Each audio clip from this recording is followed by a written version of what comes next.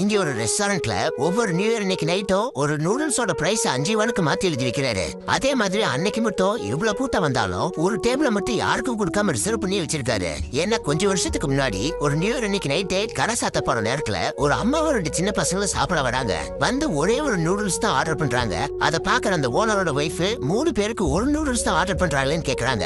ஆனா அவருக்கு என்ன விஷயம் சொல்லாமலே புரிஞ்சிருது. சோ நூடுல்ஸ் கொஞ்சம் எக்ஸ்ட்ராவா போட்டு கொடுக்குறாரு. அது இந்த 2 சின்ன பசங்களை மாத்தி மாத்தி சாப்பிட்டு அம்மாவுக்கு வேணுமான்னு கேக்குறாங்க.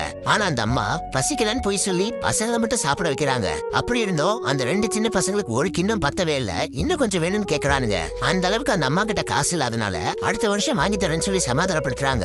இப்ப அதுக்கான காசை கொடுக்கலான்னு எவ்வளவுன்னு கேட்டா 5 சொல்றாரு.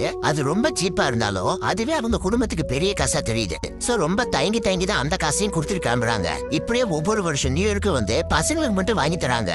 அதை புரிஞ்சுக்கிட்டு இவரு எக்ஸ்ட்ராவா போட்டு கொடுக்குறாரு. அது அந்த அம்மாவுக்கு இவரோட நல்ல மனசு புரிஞ்சிருது. பசங்களும் இன்னைக்கு வயிறார சாப்பிட்டு போறாங்க. அதுவே இவருக்கு ரொம்ப சந்தோஷமா இருக்கு.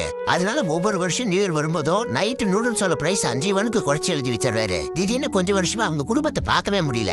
இருந்தாலும் என்னைக்காவது அவங்க வருவாங்கன்னு எதிர்பார்த்து இவரு ஒவ்வொரு நியூ இயர் இன்னைக்கு நைட்டும் நூடுல்ஸோட பிரைஸ் 5 மாத்தி மாத்தி வச்சிட்டு இருக்காரு. அப்படி இருக்க ஒரு நாள் யாரோ ஒருத்த வந்து இன்னும் 5 தான் நூடுல்ஸ் விற்கிறீங்கன்னு கேக்குறான். யாருடான்னு பார்த்தா அதே ஃபேமிலி. அந்த அம்மாவுக்கு நல்லா வயசாயிருக்கு. இன்னைக்கு அந்த 2 பசங்களும் நல்லா படிச்சு நல்லா நிலைமையில இருக்காங்க.